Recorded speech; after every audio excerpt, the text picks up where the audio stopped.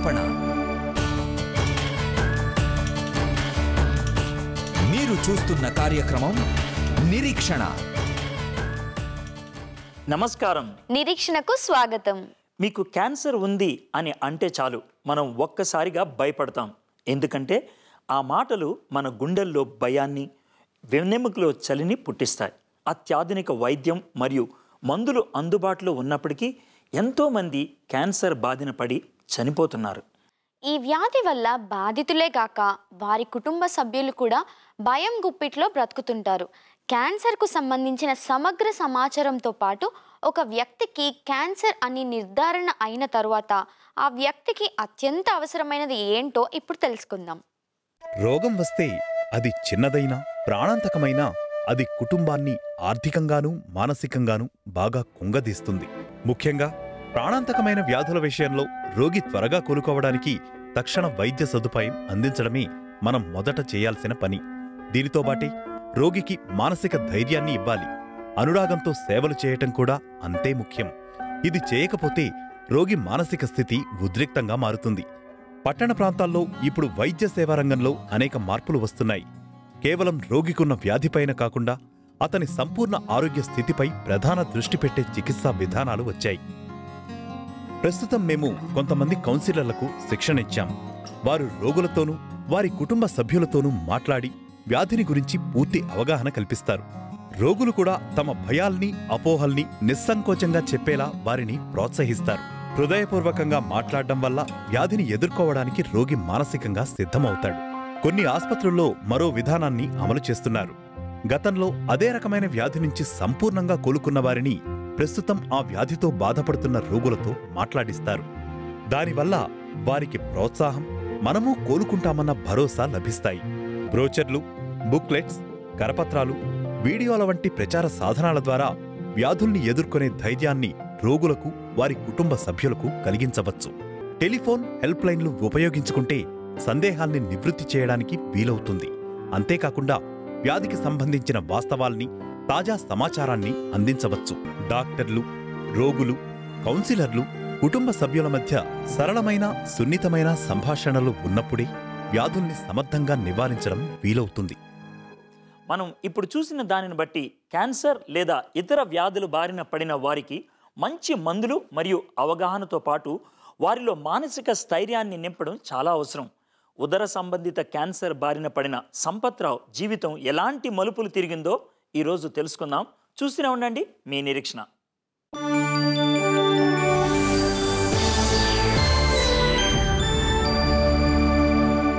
Welcome back. ఎప్పుడు చూసినా స్నేహితులతో ఉంటూ చెడు వ్యసనాలకు బానిసైన సంపత్రావు కుటుంబం గురించి అస్సలు పట్టించుకునేవాడు కాదు.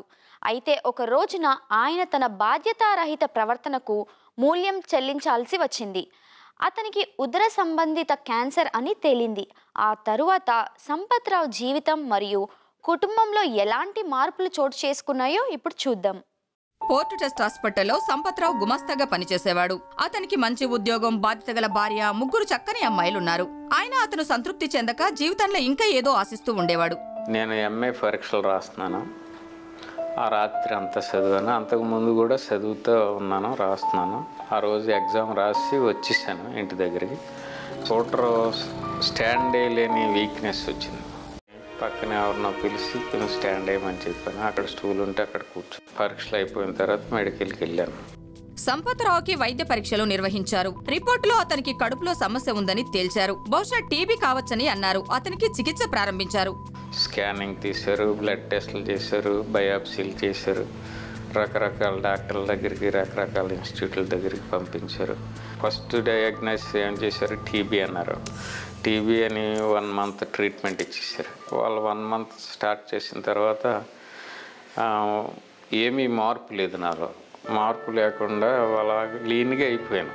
ఈ లోపల బయాప్సీ రిపోర్ట్ వచ్చింది. దాంట్లో ఏమని వచ్చిందంటే క్యాన్సర్ అని వచ్చింది. ఆశ్చర్యకరమైన విషయం ఏమిటంటే తనకి క్యాన్సర్ ఉందని తెలిసినప్పటికీ సంపత్ కుమార్ ఒక్క క్షణం కూడా బెదరలేదు. ఆ చెప్పినప్పుడు కూడా నాకేమీ బాధ అనిపించలేదు. మొత్తం అన్ని హ్యాబిట్స్ ఉండి నాకు సిగరెట్లు కాలటం, మందు కొడటం, ఇవన్నీ. దాని మీద ఆ ఫీర్ అనేది నా దగ్గరికి వచ్చేది కాదు, చాలా మండుగా ఉండేవాడు. సంపత్రావు తన ఆరోగ్య పరిస్థితిని తన స్నేహితుడికి వివరించాడు. అతన్ని ముంబైలోని టాటా మెమోరియల్ హాస్పిటల్కి తీసుకువెళ్లాలని సూచించారు. అక్కడ మళ్లీ అతనికి అన్ని రకాల వైద్య పరీక్షలు నిర్వహించారు. ఆల్ రిపోర్ట్స్ బట్టి వాళ్ళు ఒక నిర్ణయానికి వచ్చారు. స్టేజ్ 3A ఎక్స్ట్రీమ్ స్టేజ్ అని చెప్పారు. సంపత్రావుతో పాటు ముంబై వెళ్లిన అతని స్నేహితుడు దేవదాస్ క్యాన్సర్తో పోరాడుతున్న తన మిత్రుణ్ణి ఎలాగైనా సరే బ్రతికించమని డాక్టర్లను వేడుకున్నాడు. చీఫ్ నాతో చెప్పిన మాట ఏంటంటే, అతను చనిపోవడానికి సిద్ధంగా ఉన్నాడు, ఇటువంటి వ్యక్తిని తీసుకురావడం వల్ల ఉపయోగం లేదు, ఏ ట్రీట్మెంట్ ఇచ్చినా ఇంకా పనికిరాదు అతని శరీరం మీద, ఆయన ఏ ట్రీట్మెంట్ కూడా విత్ స్టాండ్ కాడు. సంపత్రావుని విశాఖపట్నం తీసుకొచ్చేశారు. అతనికి ఆపరేషన్ చేయాల్సిన ముందు రోజు రాత్రి అతని మిత్రుడు దేవదాస్ ఆసుపత్రికి ఓ పాస్టర్ను తీసుకుని వచ్చి ప్రార్థన చేయించాడు. ఆయన ప్రార్థన చేసి వెళ్ళిపోయే ముందు, ఇప్పుడు నీకు డాక్టర్లు చెప్పిందంతా నీకు తెలుసు, నువ్వు బ్రతకవని చెప్తున్నారు, ఒక ఇంజెక్షన్ కూడా తట్టుకోలేవని చెప్పారు అక్కడ. ఇప్పుడు నువ్వు నీ పాపాలను ఒప్పుకొని ప్రభువా క్షమించని నువ్వు అడిగితే, is able God to do able things in your life. వాళ్ళు సంపత్రావు కోసం ప్రార్థన చేసి వెళ్లిపోయిన తర్వాత ఇక ఇదే తన చివరి రాత్రి అని భయపడ్డాడు. అంతవరకు పిల్లల గురించి కానీ భార్య గురించి కానీ నేను ఎప్పుడూ ఆలోచించలేదు. ఇంతవరకు నేను చేసిన ఇవన్నీ దుష్ట కార్యాలే. నన్ను క్షమించి ప్రభువా, ఒకవేళ నేను మరణిస్తే నీ రాజ్యంలో చిన్న స్థానం ఇయ్యి. ఒకవేళ నా మీద నీకు కరుణ ఉంటే నన్ను బ్రతికించు, జీవితకాలం అంతా నీ సాక్షిగా జీవిస్తాను. నిద్ర కోసం ఆ రాత్రి అతను రోధించాడు. తెల్లవార్లు అసలు ఏమి జరుగుతుందన్నది నాకు తెలియలేదు. స్టాప్ వచ్చి లెగ్గొట్టే వరకు నేను సౌండ్ స్లిప్ పట్టిందమ్మా. ఆ రోజు వాళ్ళు వచ్చారు, ఇంజెక్షన్ చేశారు. ఆ ఇంజెక్షన్ చేసినట్టు కూడా నేను ఫీల్ అవ్వలేదు. సంపత్రావుని రీచెకప్ నేను తీసుకుని వెళ్ళినప్పుడు బొంబాయిలో ఉన్నటువంటి టాటా మెమోరియల్ హాస్పిటల్లో ఉన్నటువంటి డాక్టర్స్ డిస్కషన్ చేయడానికి కూర్చున్నప్పుడు నన్ను కూడా మధ్యకి పిలిచారు. ఇది ఈ మెడికల్ ప్రొఫెషన్లో ఒక ఆశ్చర్యకరమైన విషయం. ఇది ఎక్కడ క్యాన్సర్ వ్యాధి అతని కడుపులో కానీ ఏ భాగంలోనూ కూడా లేదు. ఇది చాలా ఆశ్చర్యాన్ని కలుగు చేస్తుంది. ఈ రోజు అతను సజీవమైన సాక్ష్యం. అతనికి మళ్లీ జీవితాన్ని ప్రసాదించిన యేసుక్రీస్తుకి సంపత్రావు కృతజ్ఞతలు తెలుపుకున్నాడు. ఆయన నన్ను ప్రాణాంతకమైన వ్యాధి నుంచి డాక్టర్లో చనిపోతాడని చెప్పిన నేను ఈ రోజుని బ్రతికి ఉన్నానంటే కేవలం యేసు ప్రభు కృప వల్లే బ్రతికాను. ఆయనే నాకు స్వస్థత ఇచ్చాడు. యేసుక్రీస్తు ప్రభువారు మనల్ని అర్థం చేసుకోగలిగేవాడే కాదు, ఆయన ఎటువంటి సమస్యనైనా కూడా పరిష్కరించగలిగేవాడు. యేసుక్రీస్తు ప్రభువారు దేవుడైనట్లయితే ఆయన సమస్తంపై ఆధిపత్యం కలిగినవాడు. లేని ఎడల ఆయన దేవుడే కాదు అనే విషయాన్ని అర్థం చేసుకోవాలి. ఆయన నయం చేయలేనటువంటి జబ్బు ఉండకూడదు, ఆయన పరిష్కరించలేనటువంటి సమస్య కూడా ఉండకూడదు. అప్పుడే ఆయన దేవుడు అవుతాడు. కానీ బైబిల్లో ఉన్నటువంటి యేసుక్రీస్తు ప్రభువారు చాలా సందర్భాల్లో ఆయన పని చేయడానికి మానవుల యొక్క కోఆపరేషన్ని, మానవులతో కలిసి పనిచేయడానికి ఆయన ఇష్టపడ్డాడు. మానవులు దేవునితో పని చేయడానికి, దేవుణ్ణి అర్థం చేసుకోవడానికి, దేవుని యొక్క స్థాయికి ఎదగడానికి దేవుడు మానవులకి ఇచ్చినటువంటి ఒక గొప్ప సామర్థ్యతనే ప్రార్థన అని అంటారు. ప్రార్థన ద్వారా దేవునితో మన యొక్క విజ్ఞాపనలు చెప్పుకుంటాం, మన యొక్క సమస్యలు చెప్పుకుంటాం. ఆ ప్రార్థనలో మనల్ని మనం సిద్ధపరచుకుంటాం. ఆ ప్రార్థనలో దేవుని యొక్క శక్తిని మనం పొందగలుగుతాం. ఆ శక్తితో సమస్యల్ని పరిష్కరించుకోగలుగుతాం. ఈరోజు యేసుక్రీస్తు ప్రభువారు ప్రార్థన యొక్క ప్రాధాన్యత ఓ సమస్యను పరిష్కరించడంలో ఎలా ఉంటుందో చూపించిన ఓ సందర్భాన్ని కలిసి ఆలోచిద్దాం. యేసుక్రీస్తు ప్రభువారు ముగ్గురు శిష్యుల్ని, పేతురు, యాకోబు, యోహాను, వాళ్ళ ముగ్గురిని తీసుకొని తబోర్ అనేటువంటి కొండ మీదకి వెళ్ళాడు. అక్కడికి వెళ్ళిన తర్వాత కొద్దిసేపు అక్కడ గడపడం జరిగింది. ఆయన రూపాంతర దర్శనాన్ని ఆ ముగ్గురు శిష్యులకి ఇచ్చారు. అయితే మిగిలిన 9 మంది శిష్యులు కింద ఉన్నటువంటి ఒక గ్రామంలో ఒక దెయ్యం పట్టినటువంటి బాబుకున్నటువంటి సమస్యను పరిష్కరించడానికి చాలా ప్రయత్నం చేశారు, కానీ విఫలమైపోయారు. యేసుక్రీస్తు ప్రభువారు ఈలోగా కొండ దిగి కిందకు వస్తూ ఉన్నాడు. ఆ గ్రామం దగ్గరికి చేరుకోగానే ఆ బాధపడుతున్నటువంటి బాబు యొక్క తండ్రి యేసే దగ్గరికి వచ్చి, నా బాబుకున్న సమస్యను పరిష్కరించరా, మీ శిష్యులు ఎంతో ప్రయత్నం చేశారు కానీ విఫలమయ్యారు అన్నప్పుడు యేసుక్రీస్తు ప్రభువారు కాస్త బాధపడ్డారు. ఎందుకని వీళ్ళు చేయలేకపోతున్నారని. యేసయ్య వెళ్ళి ఆ దెయ్యాన్ని వెళ్ళగొట్టేశారు. ఆ తర్వాత శిష్యులు అడుగుతున్నారు, యేసయ్య మీరు చేయగలిగారు, మేము ఎందుకు చేయలేకపోయాం అని అడిగినప్పుడు యేసయ్య చాలా స్పష్టంగా ఈ మాట చెప్పాడు. ఇలాంటి సమస్యలు పరిష్కరించబడాలంటే విశ్వాసంతో కూడినటువంటి ప్రార్థన ఉండాలి అని చెప్తున్నాడు. ఆ ప్రార్థన మీరు చేసినప్పుడు మీరు చేయడానికి సామర్థ్యత పొందుకోగలుగుతారు, అప్పుడు మీరు చేయగలుగుతారు అని అన్నారు.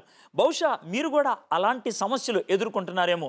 మీరు ఆ సమస్యను పరిష్కరించాలంటే యేసయ్య మనకు ఒక గొప్ప టూల్ ఇచ్చాడు. అదేంటనంటే విశ్వాసంతో ప్రార్థన చేసినప్పుడు ప్రార్థన దేవుని యొక్క సామర్థ్యాన్ని, దేవుని యొక్క శక్తిని మనం పొందుకోవడానికి సాధ్యమవుతుంది. ఎప్పుడైతే ఆ సామర్థ్యతను మనం పొందుతామో ఆ ప్రార్థన ద్వారా దేవుడు మనకు గొప్ప కార్యాలు చేయడానికి ఇష్టపడుతున్నాడు. మీలో అలాంటి సమస్యలు ఏమైనా ఉన్నాయా? లేకపోతే మీ ఇరుగు పొరుగు వారిలో అటువంటి సమస్యలు ఉన్నాయా? బహుశా కొంతమంది బాధపడే వాళ్ళు ఉంటారు, వాళ్ళు ప్రార్థన చేయలేరు, వాళ్ళు విశ్వాసము చూపలేరు. అలాంటి పరిస్థితుల్లో వాళ్ళని బాగా ప్రేమించే వాళ్ళు ఆ పని చేయాల్సినటువంటి పరిస్థితి ఉంటుంది. అలాంటి పరిస్థితి మీ ఇంట్లో ఉన్నదేమో. ఉన్నట్లయితే ఈరోజు మీతో కలిసి మేము కూడా ప్రార్థన చేయడానికి ఇష్టపడుతున్నాం. విశ్వాసంతో ప్రార్థన చేద్దాం. దేవుడు ఖచ్చితంగా మన ప్రార్థనకి జవాబిస్తాడని నమ్ముదాం. నీత, మనం కలిసి ప్రార్థన చేద్దామా? తప్పకుండా. మా దేవా, మా ప్రభా, మీకు వందనాలు, మీకు స్తుతులు చెల్లిస్తున్నాం తండ్రి. మేము విశ్వాసముతో ప్రార్థన చేసినప్పుడు ప్రభా సాధించలేనిది ఏదీ లేదని మీరు చాలా స్పష్టం చేశారు ప్రభా. ఈరోజు ఎంతమంది అయితే ప్రభా తమ అవసరతలతో ఈ ప్రోగ్రామ్ని వాచ్ చేస్తున్నారో వారందరి గురించి ప్రార్థన చేస్తున్నాం ప్రభా. మాలో విశ్వాసాన్ని పెంపొందించమని అడుగుచున్నాం ప్రభా. మీ శక్తి సామర్థ్యాలు మా జీవితంలో అనుభవించగలటకు కృప చూపించమని అడుగుచున్నాం. ఈ ప్రార్థన విన్నందుకు మీకు వందనాలు. యేసయ్య నామములో ప్రార్థన చేయించున్నాం. ఆమేన్, ఆమేన్. మన అసలు శత్రువు వ్యాధి లేదా రోగం కాదు, నిరాశ నిస్పృహలే మన అసలైన శత్రువులు. యేసుక్రీస్తు సహాయంతో మనం వాటిని ఎదుర్కొనవచ్చు. ఈ యేసుక్రీస్తును గురించి మీరు మరింత తెలుసుకోవాలనుకుంటున్నారా? అయితే మాకు ఫోన్ చేయండి, మేము మీతో మాట్లాడతాం, మీకోసం ప్రార్థన చేస్తాం. లేదా మాకు ఉత్తరం రాయండి, మీకు తప్పకుండా జవాబు రాస్తాం. మనం కష్టాలు మరియు సమస్యల గుండా వెళ్తున్నప్పుడు యేసుక్రీస్తు మనకు మరింత దగ్గరగా ఉంటాడు. అదెలాగో ఈ పాట ద్వారా తెలుసుకుందాం. శ్రమలందు నీవు నలిగే సమయములో ప్రభు నీకు తోడుండునని యోచించలేదా, గమనించలేదా? ఇమ్మానుయేలుండునని, ఇమ్మానుయేలుండునని.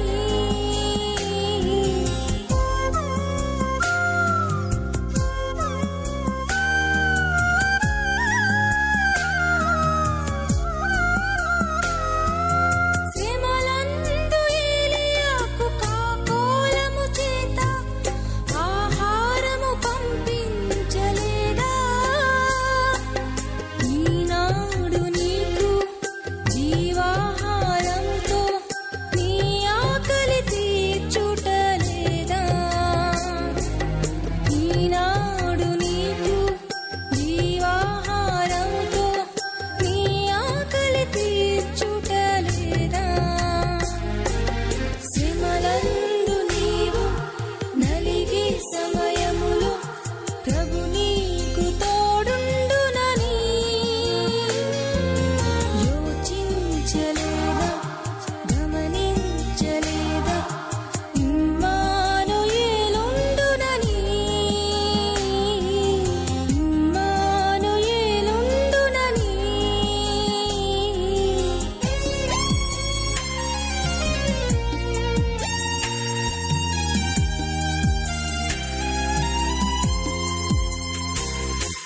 మీ వ్యాధి ఎంత ఘోరంగా ఉన్నా, మీ పరిస్థితి ఎంత క్లిష్టంగా ఉన్నా సరే యేసుక్రీస్తు మీకు సహాయం చేయడానికి, జీవించడానికే కావలసిన ఆశను కల్పించడానికి సిద్ధంగా ఉన్నాడు. మరి ఆ యేసుక్రీస్తు ప్రభువారి యందు విశ్వాసం ఉంచడానికి ఇష్టపడుతున్నారా? ప్రార్థన చేయడానికి ఇష్టపడుతున్నారా? ఈ విషయంలో మాతో ఎవరైనా కలిసి ప్రార్థన చేస్తే బాగుండు అనిపిస్తుందా? అయితే వెంటనే మాకు ఫోన్ చేయండి. మా సిబ్బంది వారు మీతో కలిసి ప్రార్థన చేయడానికి ఇష్టపడుతున్నారు. మీరు ఒకవేళ అడిగినట్లయితే విశ్వాసము కొరకైన ఆహారం అనే ఈ పుస్తకాన్ని మీకు ఉచితంగా పంపిస్తాం. ఈ పుస్తకం చదవటం ద్వారా విశ్వసించడం అంటే ఏంటో, విశ్వాసములో ఎదగడం అంటే ఏంటో మీరు నేర్చుకోగలుగుతారు.